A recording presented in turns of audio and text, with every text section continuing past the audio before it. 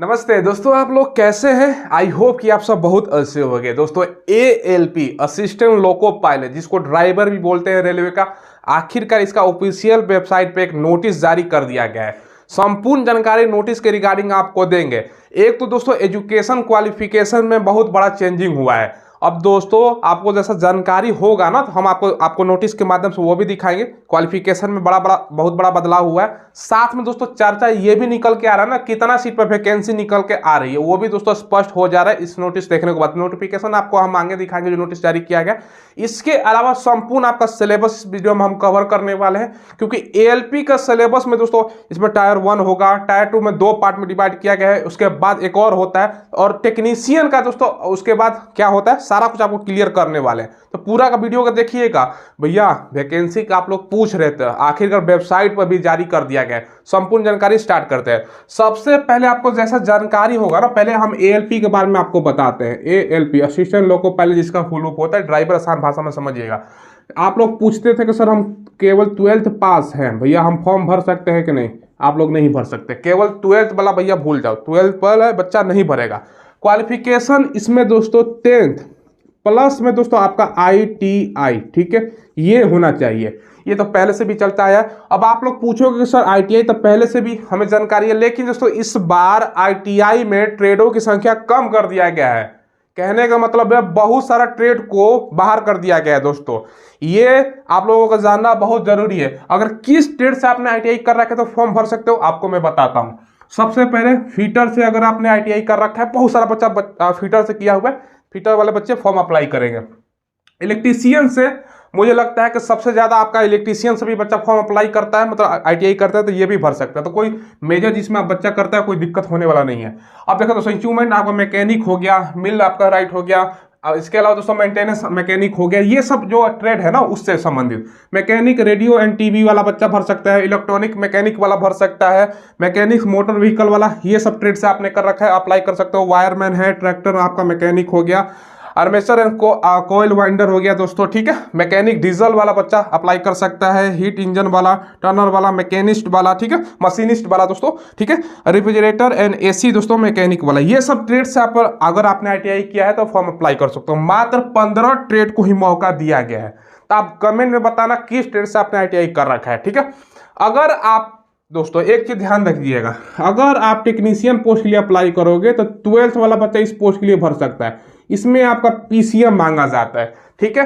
तो भाई आपका कोई दिक्कत होने वाला नहीं है। तो ये दोस्तों आप लोगों ने देख लिया नोटिफिकेशन, जो नोटिस जारी हुआ है ना, उससे हम दोस्तों अंदाजा लगा सकते हैं, क्योंकि कोई भी भर्ती आने वाला हो उससे पहले क्वालिफिकेशन, रेलवे का ये नियम है कि भैया उससे 1.5 महीना 2 महीने पहले क्वालिफिकेशन, जैसे 2019 का ही एक एग्जाम्पल ले लेते हैं। 2019 में जो दोस्तों आपका ग्रुप D का वैकेंसी निकला था ना, उससे पहले आपका ITI अनिवार्य कर दिया था, लेकिन बहुत सारा बवाल हुआ। आपको पता होगा भैया कितना आपका दंगा फसाद की स्थिति हो गया था।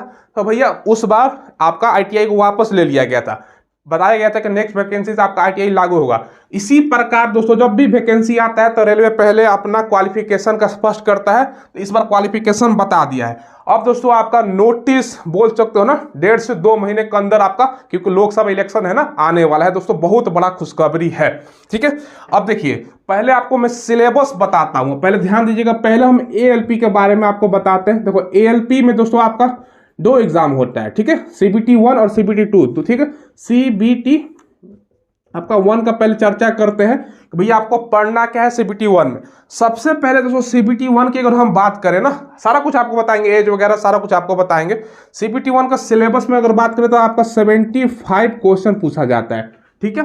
समय जो होता है दोस्तों आपका 60 मिनट का, कितना मिनट का, 60 मिनट का होता है, ठीक है। निगेटिव रेलवे का एग्जाम आप बैठोगे भैया तो 1/3 आपका निगेटिव मार्किंग, ठीक है।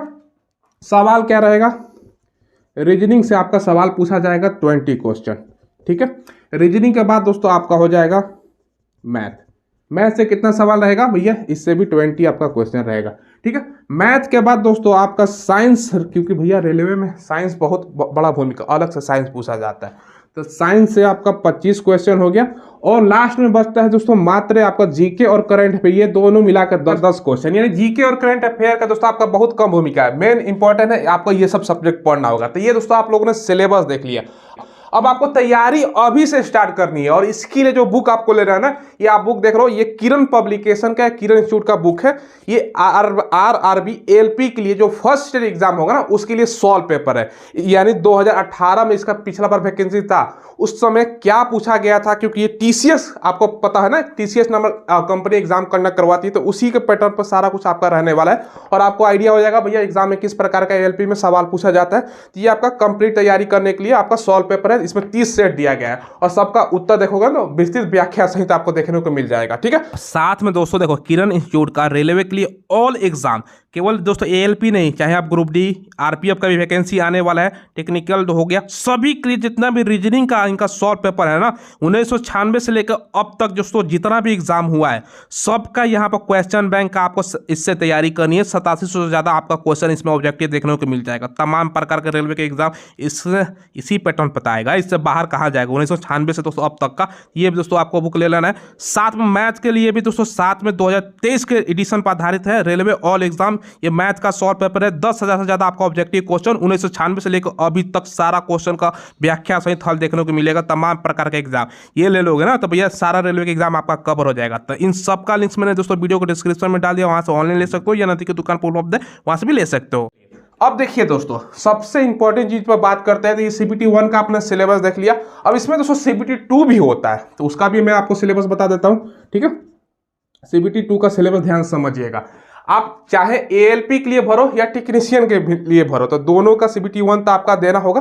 ठीक है, बाकी दोस्तों सीबीटी 2 ध्यान समझिएगा, दोनों के लिए बता रहा हूं। इसमें आपका क्वेश्चन जो होता है ना, 100 क्वेश्चन। इसमें दोस्तों सीबीटी जो 2 है ना, इसमें 2 पार्ट में डिवाइड किया गया है। ठीक है, पार्ट ए पहले हम आपको बता रहे हैं, ये पार्ट ए हो गया दोस्तों। ठीक है, इसमें आपका 100 क्वेश्चन रहेगा। ठीक है, समय जो मिलेगा ना भैया 100 क्वेश्चन, इसके अलावा समय जो है 90 मिनट की, यानी 1.5 घंटे का, और निगेटिव भैया 1/3 रहता है। ठीक है, सवाल रहेगा आपका मैथ से। ठीक है, मैथ से कितना सवाल रहेगा भाई, मैथ से आपका 25 क्वेश्चन हो गया। ठीक है, इसके अलावा रीजनिंग से कितना क्वेश्चन रहेगा, 25 क्वेश्चन। और दोस्तों जीके और करंट अफेयर, जैसे कि मैंने बताया, इसका कम भूमिका है इसमें। ठीक है, रेलवे के एग्जाम में इसका कम भूमिका है, 10 क्वेश्चन। साइंस से दोस्तों, ठीक है, और दोस्तों थोड़ा सा आप जो जिस स्टेट से आपने मान चलो भैया आईटीआई किया, उससे रिलेटेड भी कुछ सवाल पूछ सकता है। ठीक है, तो आप साइंस यहाँ पर ध्यान रखिएगा, साइंस से आपका 40 क्वेश्चन रहता है। ठीक है, ये आप लोगों ने सिलेबस देख लिया पार्ट ए का। अब पार्ट बी ध्यान समझिएगा दोस्तों, पार्ट आपका बी। ठीक है, पार्ट बी दोस्तों आप ध्यान समझिएगा। सबसे पहले इसमें 75 क्वेश्चन आपका पूछा जाएगा। ठीक है, इसमें समय जो मिलेगा आपका 60 मिनट का। ठीक है, इसके अलावा इसमें निगेटिव, जैसे कि मैंने बताया 1/3 आपका निगेटिव मार्किंग रहेगा। अब देखिए दोस्तों, इसमें ट्रेड से रिलेटेड आपका सवाल पूछा जाता है, यानी जिस ट्रेड से आपने आईटीआई किया है या दोस्तों बीटेक वगैरह किया, उससे संबंधित आपका सवाल रहेगा। ठीक है, तो ट्रेड से दोस्तों एएलपी में आपका 42 लाना होता है। बाकी दोस्तों टेक्नीशियन की अगर बात करें ना, तो इसमें आपका 26.25 लाना होता है। अब दोनों का वेटेज देखिएगा। अब दोस्तों देखो, सीबीटी जो है ना यहाँ पर दोस्तों, इसमें आपका 70% मार्क्स आपका काउंट किया जाता है, ये ध्यान रखिएगा।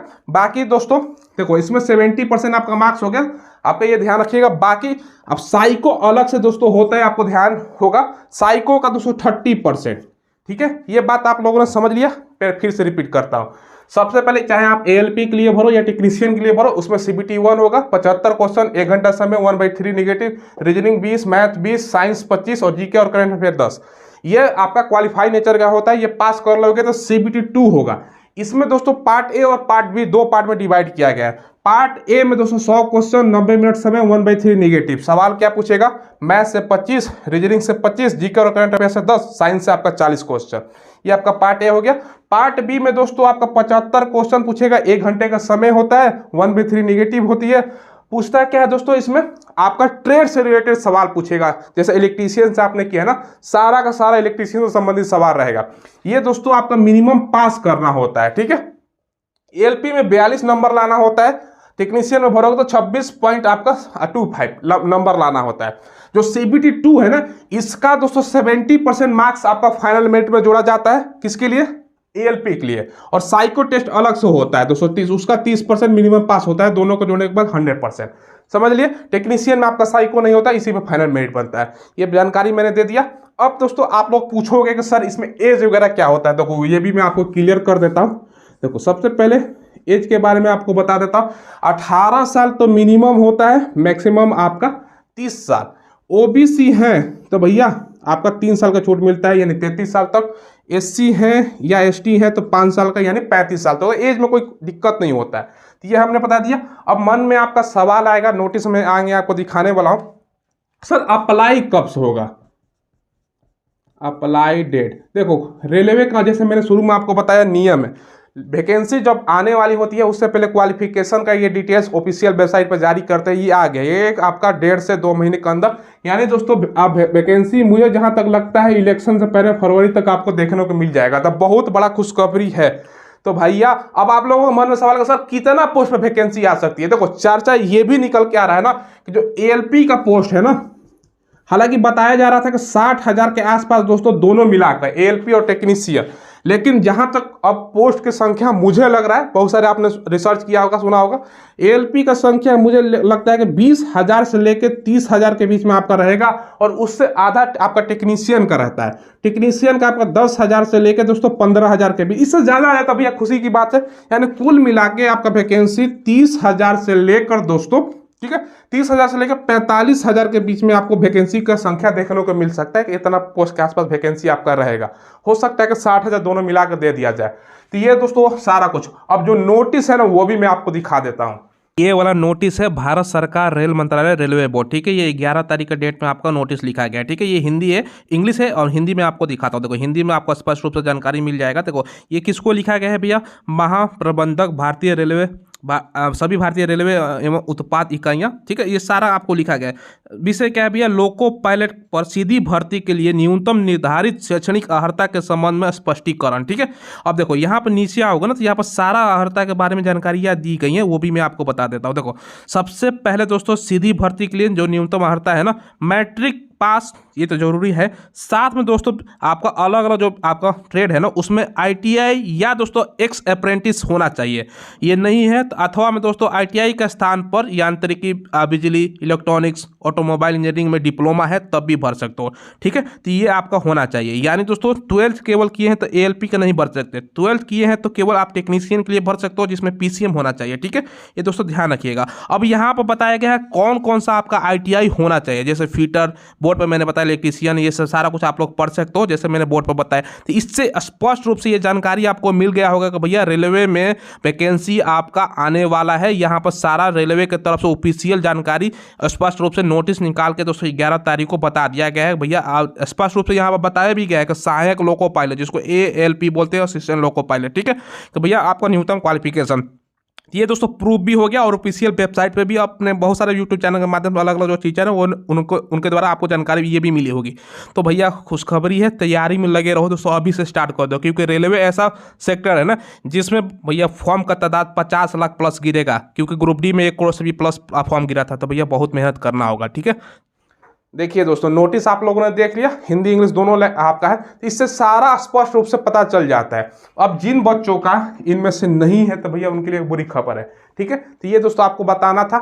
चलिए दोस्तों कोई सवाल पूछना हो तो कमेंट के माध्यम से पूछ लीजिएगा, चैनल को जरूर सब्सक्राइब कीजिएगा। हम लेटेस्ट वैकेंसी का आपको अपडेट प्रोवाइड करवाते रहते हैं, या कोई भी नोटिस आता है इसके रिलेटेड दोस्तों सारा कुछ आपको इन्फॉर्मेशन प्रोवाइड करते हैं, ठीक है। धन्यवाद।